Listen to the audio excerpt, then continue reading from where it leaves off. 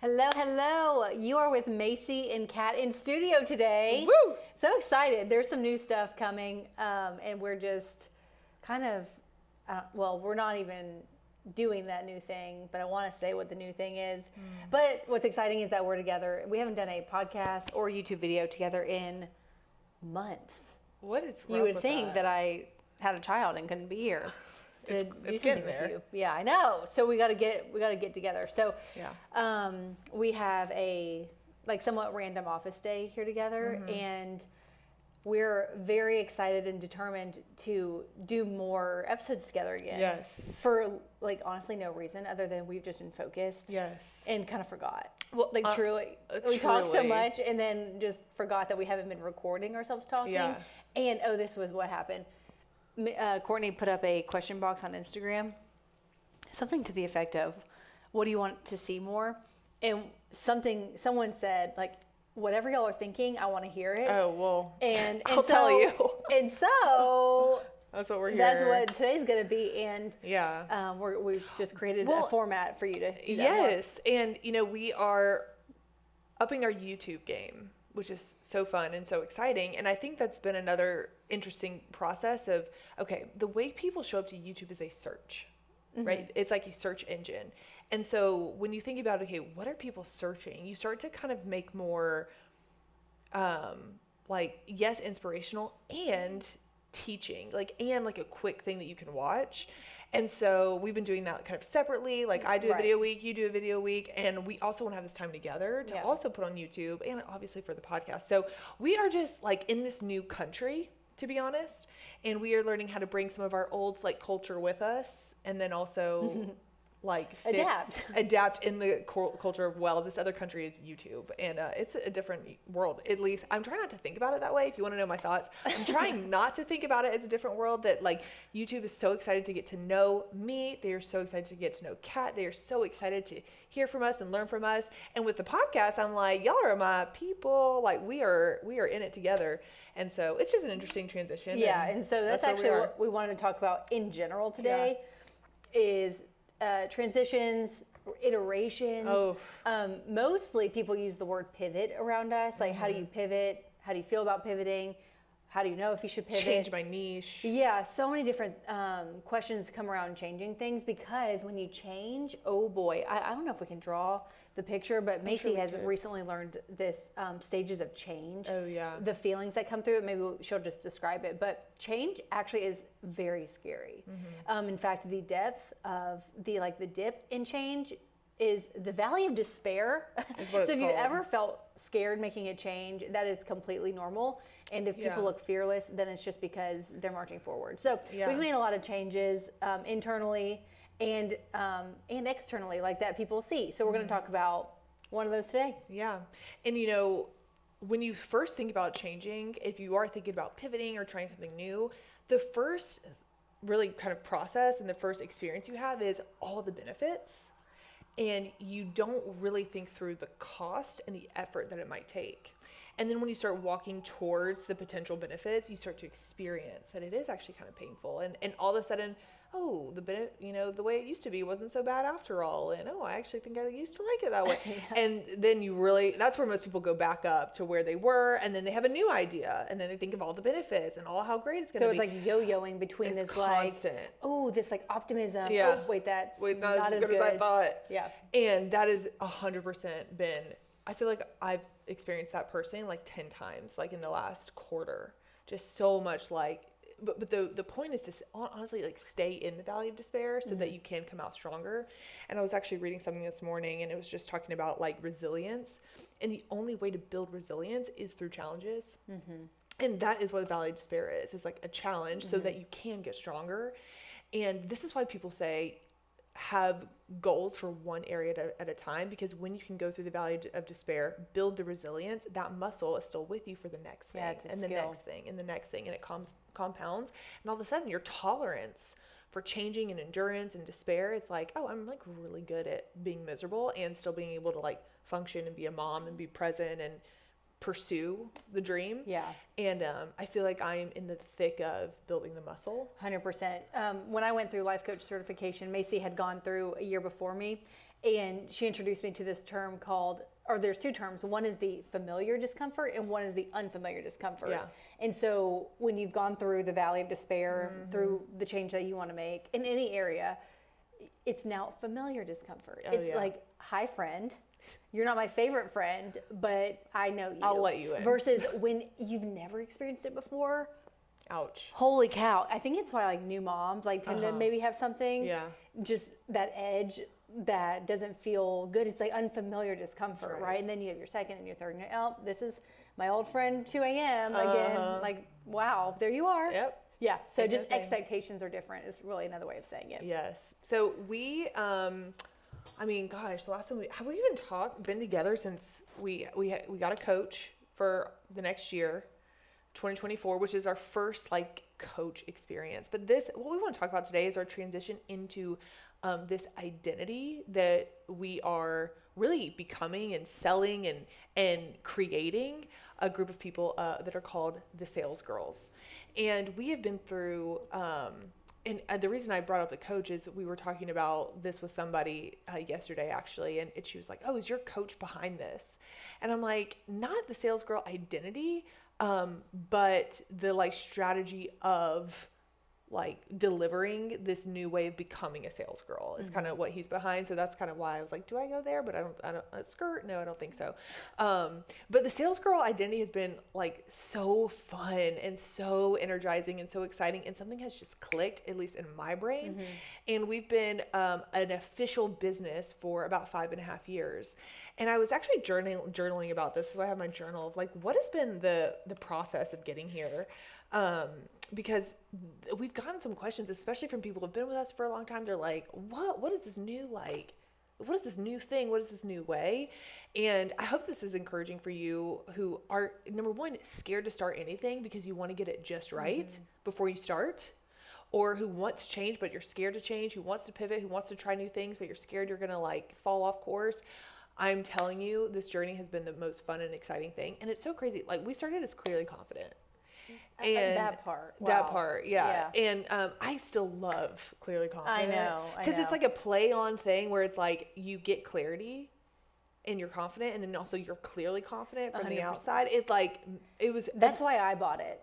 Was that second part when I was like, if I could be clearly confident to other people around me and myself, that would be the payoff. So that's funny. And I was the second. That is the one thing people would say they walked away from is like, I'm so much more clear and so much more confident. And when we went to trademark, which now that I'm on this side, I'm like, is it really that important to like trademark? I don't know. Yeah. But there was someone who already had it trademarked. So, back then, I feel like we were like, oh, we can't use it, which I don't even know. Yeah, and there's an Instagram. And there was an Instagram and like, whatever. So then it was like this whole journey of getting to guide culture. Now, one thing I was actually journaling about, I was like, you and I both were like, we want to serve men and women. We were gung-ho on that. Like, I remember sitting in a meeting in the early days. I'm like, I will never be someone that only does women-only things. And you were like, yeah, we will not be that. And I'm like, why? Like, why? What's there? What is underneath there? Like, why was I probably Loy? Probably a little bit of Loy, I put Loy on here because, which is my dad, who it was a huge piece of getting this off the ground. And he would always kind of walk around saying the message of like, men need this more than ever.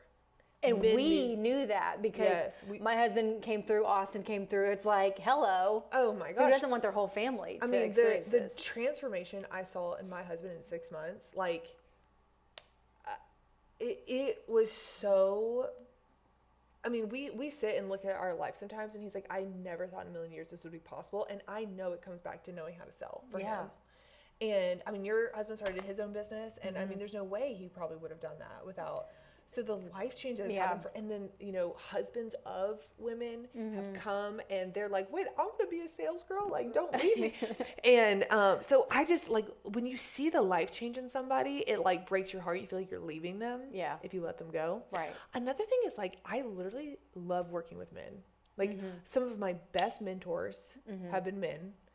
They are just like, can be so steady. And all the men that I've worked with have been so encouraging, so kind, so supportive. And when they come to the training space, even like they're the favorite. Oh my gosh. Like they talk about their kids or their wife or whatever, just like this level comes. So, you know what? I just want to pause for a second because this is the point. Yeah. Like when you want to make a change or when you want to iterate, you see something beyond where you're at right now. Right. It is okay either to not go because you love it so much here, or to love it and go to. Yes. Because sometimes people will come with you and sometimes they won't. Yeah. And I don't know how far we'll get into that conversation, but there is fall off. Yeah. In iterating and evolving and developing yourself and your vision and the brand and who sticks around. So anyway, the men is totally a piece of that. That was like, I was like heartbreaking. And I feel like this, was it a decision or transition? No, but it was like 6 to 8 months ago at this point. Yeah, it's been a while. Where it started was we wanted to play with a concept called Sales Girl Summer. Oh yeah. That's where it all started. And it was like so casual. Shelby Rose, shout out to Shelby Rose. We wanted to do like a fun like summer event, and of course it was a hot girl summer. Like that's what was happening, and we were like, oh, let's just like play Sales Girl Summer. And it's all about how to leverage summer and how to like continue momentum in your business, even if your kids are home. And that has almost always been something for people who are like, I feel like I can't get anything done with these kids home. And the like, oh, I just want to have memories, and if I'm working, I can't have memories. And like, we really believe you can do it all with the right skill set, to be honest. And so we decided to play, and that was so... And we had resistance to that. Oh, 100%. It was like, hey, yes, and can I just say it so I can get it out of my brain? What about the guys? Like it was a 5-day event, and that's how wound up we were about men and women. Oh yeah. I mean, wound up tight. And so I mean, we were obsessed with like no pink. Like we never wanted to use the right. If I use any conversation about branding, I was like, not feminine. Like that was my one thing. So I was like, oh no, if we do Sales Girl Summer, it's gonna have to be pink and feminine, and we fought it so hard. It's crazy. We put so much energy into something that really was not that big of a deal, but you don't know until you don't know. I don't know. There's so much to unpack here. I know. I'm like, it's so weird how, and I don't know, this is like a good journal prompt or something, but the thing that you're resisting could very well be the thing that breaks through. I don't know.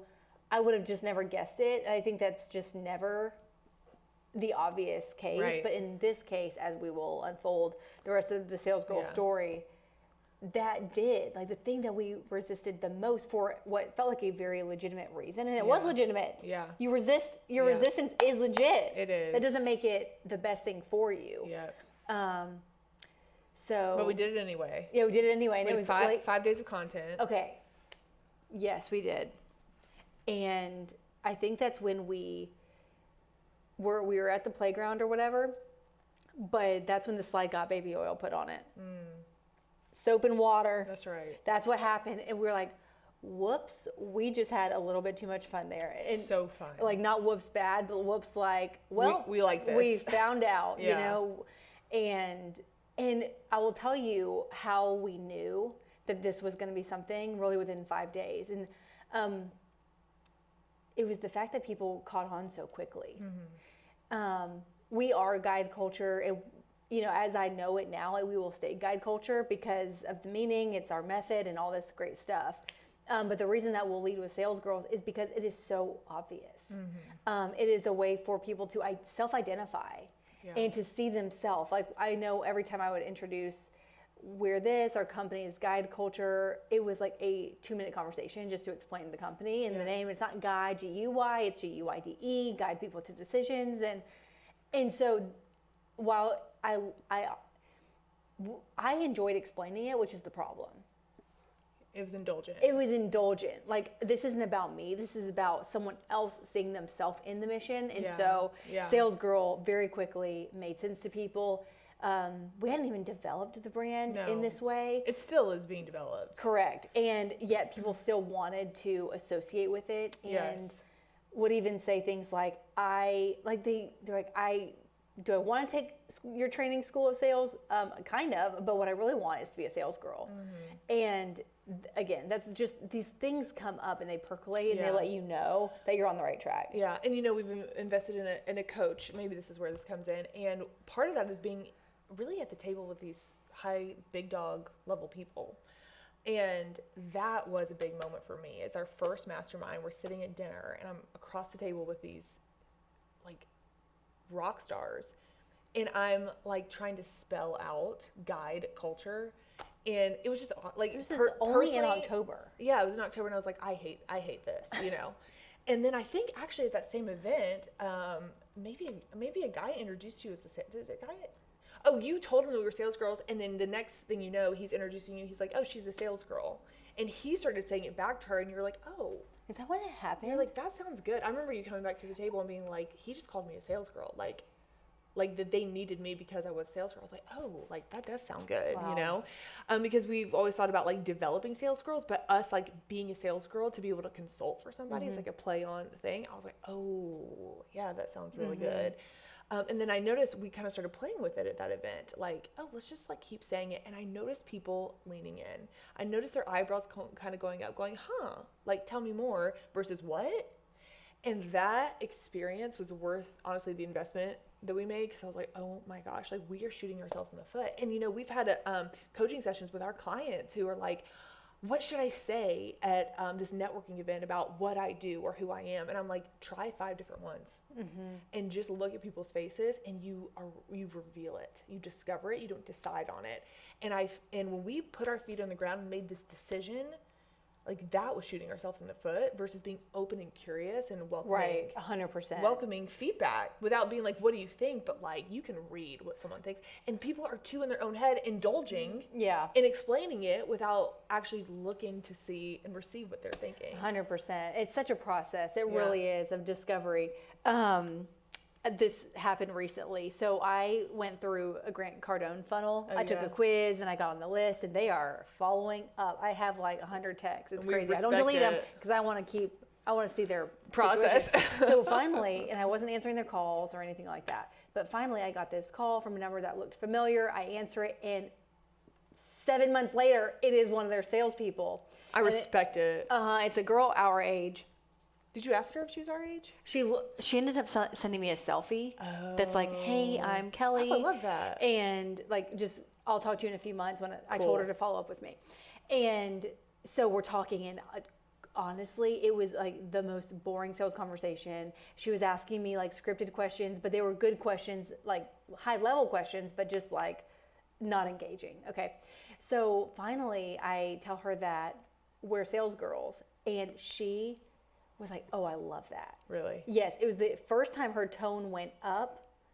And so then we ended the conversation, and I was like, go get it, sales girl. She's like, you too. Oh, gosh. You know, but it was just such a bad conversation. But those 2 moments like really were like, you. And That's it's so cool. weird because I didn't have to explain it to her. She is a sales person who is a girl. So I think it creates that tribe. You know, so people good. love being a part of a tribe. And you know, it instantly separates a certain crowd without saying it. And honestly, it reminds me of the Dove soap. So Dove soap, one of their first campaigns was, it's not soap, it's Dove. And the thing about Dove is, I think it's like a lotion and a soap. And so without having to say that it's different and explain how it's different, which is what we were doing. With features and all that with stuff. With features, and it's moisturizing, and this smell, they just said, it's not soap, it's Dove. And it gives you something to compare to right away. And what's cool is like, we don't even have to say it's not a salesperson, it's a sales girl. Like just saying the sales girl, you instantly compare to Matilda's dad. Or whatever the gray suited, like corporate woman. 100%. And, or even just like a salesman and like just a bad experience that someone has had. It's like, oh, like a girl's girl, like it compares instantly, gives that contrast. 100%. So it's been an interesting journey, and we're still up in here, and like we have changed so many times. And, this is the first time in my life that I'm like, I feel like I can freely talk about like motherhood. I feel like I can freely talk about being a woman in sales. And you know, it's so interesting, y'all. Oh my gosh. The way we resisted being female only, I didn't even open up my brain to the possibility about how being a saleswoman is different. Being a woman in sales is different than a man in sales. And I was thinking about just like female characteristics, and like we love to be patient, and we love to be warm, and like compassionate, and like we want to be seen as approachable. Like we want to be approachable and enthusiastic and open. And when you think about men selling potentially a potentially, you know, a situation that you've experienced that's way more aggressive and way more like get in a decision.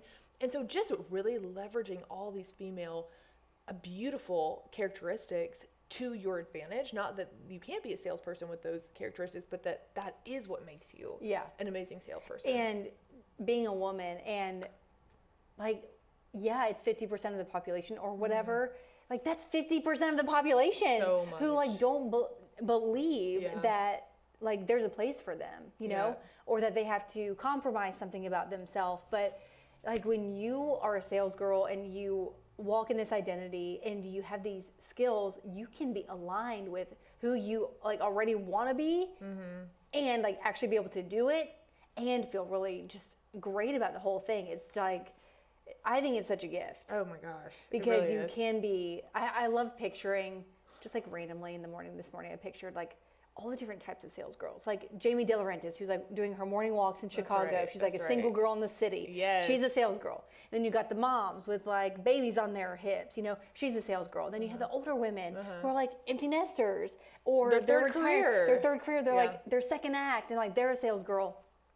And it's so fun to just bring the entire population under this one umbrella. And I will tell you another thing that I hope this is helpful for people who are like trying to get that brand. Like it's so intangible. Yeah. But one of the things that we also almost irritatedly like battled with is, well, are they a sales girl once they come through our program or before? That's a good point. Yeah. And I can't remember. It was a conversation, like ongoing. Like, wait, what are we doing? Wait, who are we calling this? Like, you know, you want to just do things right. Yeah.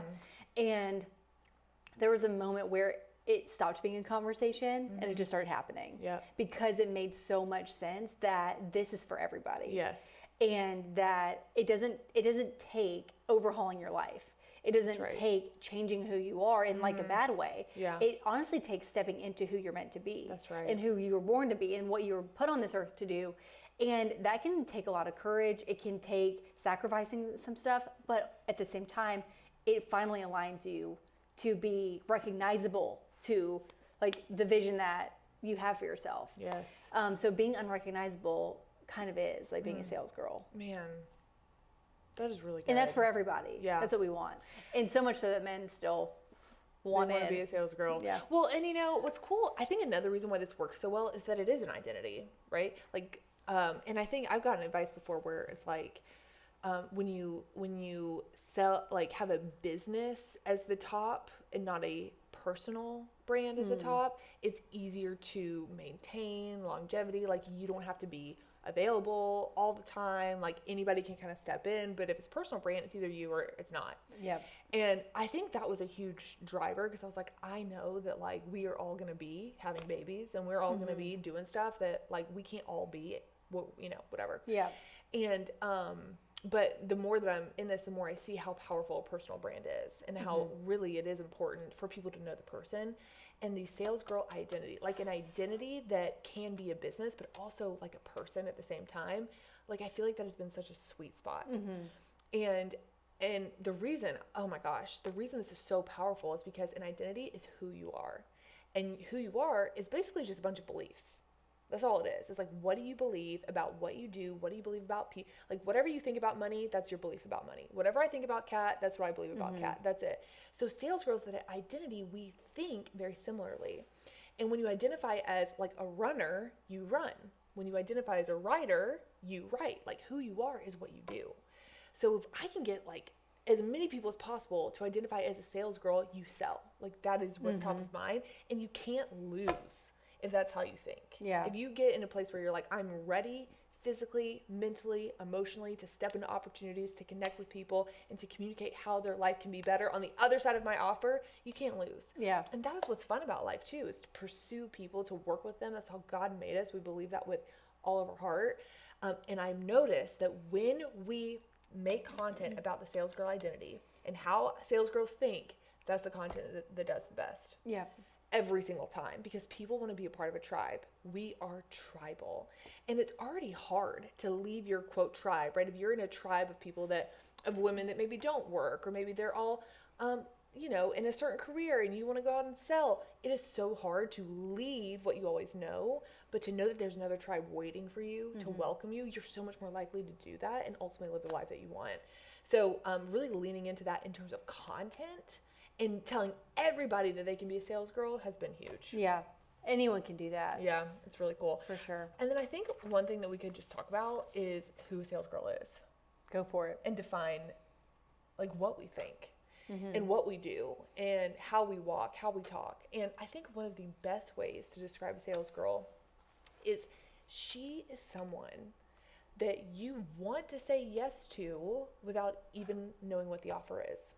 And this is the biggest thing people miss, is they think about their offer. How many of you are like, what should my offer be? What should my offer suite be? An offer so good that they'd be stupid saying no to. It's got to be perfect. It's got to be perfect. But like, what if you could be somebody that people are like, I don't know what's going on, but like, I want to be wherever she's at, then what's the offer?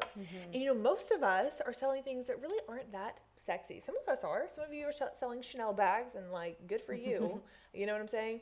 But some of us are selling like broccoli and exercising every day and sales skills. So if you could be somebody that someone is already like, I'm interested in whatever you're selling, that's huge. And the way you be that person, first of all, is just renewing your mind every single day. I'm telling you, like, if you just read 10 pages a day, you will already be someone that people want to be around, because you are filling your mind with information that you can then offer someone. And then every time you walk in a room, they can know, oh, Kat, man, she either has something good to tell me or has value to give. She's positive, lights up a room, asks about me, compliments me, and encourages me. I walk away a completely different person after I interact with Kat. That is what a sales girl does. And the content that has done the best on Instagram lately is just why sales girls get ready every single day. Of course, there are people that are like, but like, you don't need to get ready every day. Like, you need to rest. And listen, I'm all for resting. I have a core memory from a few months ago. I had just had my baby, maybe 6 or 7 weeks ago. But my neighbor at the time, I knew she'd been really sick. I knew she'd gotten some really hard news about her son's like baby that was on the way. I knew that her job was I just knew she was going through it, and I hadn't seen her in forever. And I remember thinking like, oh, next time I see her, like, I'm going to give her a hug. And I had walked outside. I don't think I showered. I like rolled up out of bed, and I saw her for the first time in months. And I was so ashamed, and I was so embarrassed that I ran in the house, and I missed it. Like, I missed my chance to do what sales girls do, is to love and encourage and sell someone on themselves. And that was a huge moment for me. I was like, I'm never letting that happen again. Like, shame on me for not like taking a shower, and handling what I need to handle so that I can focus on other people. And so getting ready is different for everybody. Of course, there's a spectrum, but getting ready represents that you are ready for opportunity, you're ready to connect, and you're ready to welcome people wherever they are in their life. And also, like, you just want to be in a position where there's not one thing that like makes someone question if like they should buy from you. And of course, like, we never want to like judge a book by its cover, but it's also human nature. And being a sales girl knows that we just work with human nature, baby, as much as we can leverage how the world works, like, we gonna do it. And when you just kind of literally brush your hair, I'm telling you, just brushing your hair and putting lip gloss, like my mom said, all you need is a little cash and a little lipstick in that purse. It can go a long way. And it's just like, oh, like, she can brush her hair, and so she's probably going to be able to follow through on the promises that she makes. It is so subtle. But I think another thing with sales girls is they know how to master these minor interactions that other people notice, and they are just kind of who you are. You don't even like realize that you're doing them, but other people notice and see them. Whether it is like just kind of subtly like touching someone by the arm when you see them, whether it's sitting beside them versus across the table from them, all of that stuff really, really matters in how you present yourself. And sales girls know, they leverage it, and they use it. And it's just who they are. They don't even think twice about it. 100%. I think compliments is another great Huge. Example. We talk about it a lot when we train people how to do this the right way. But just all of this themes around how do you use the energy that you have, not to dwell on yourself or your circumstances, but be so free to do that for other people. Yes. And it's so crazy how starved people are for a compliment. I mean, this does not discriminate against how much money you make or anything like that. No. We have just noticed, even working with a very high level entrepreneur, she is clearly starved for compliments. Yeah. Like there's so much stress in the company, trying to get it right, trying to make the money, that getting a compliment about her expertise and her love for her people, it blew her away. Yeah. And so just seeing those opportunities is massive. Yeah. And you know, it's a perfect example because I've seen her say like, Kat, when I see your name pop up, like I get excited. She said that? She's said that. Yeah. That's like nice. like just like I always look forward to hearing from y'all, and that is sales girl things right there. And that's when I'm like, okay, we are irresistibly charismatic because, and I think people think about being charismatic, they think about themselves. Right. Like, how do I be charismatic? And it's automatic when you shift the focus and connect in a specific way. It is so amazing. And I think like one of the biggest things that you could take away from this, and I wrote about this answering a question in Sales Girl Social, is about like selling beliefs. And when I like first started selling offers, I remember I was so ashamed to sell at all. So I hid and shared my whole life. And then I learned how to sell, and I got so excited that I sold the offer constantly. I sold the product constantly. Product, offer, buy. And I got results, okay? Don't get me wrong. Like, sales happen. And I could tell I was like kind of losing people a little bit, just engagement and interaction. And I knew there was a way to do both. Because sometimes it feels either or, like either add value or sell, jab, hook, or whatever. And what I now know is that selling beliefs does both at the same time. Because selling a belief creates a desire, and you move towards things you desire. And a perfect example of this is an election. It's perfect. Because candidates, I mean, just notice when they start talking about their like specific plans and what they're going to do and what contracts they're going to look at and what things they're going to pass and what bills and whatever, and you kind of like lose interest. I know I do. Oh, yeah, because it's like, I don't know I kind of know what that represents, but I don't know like what that is. I mean, the average, like, I'm sure there are some people who are like, I know exactly what they're talking about, and like that fires me up 100%. But for the average person who's like living their life, they want to know what they believe. Right.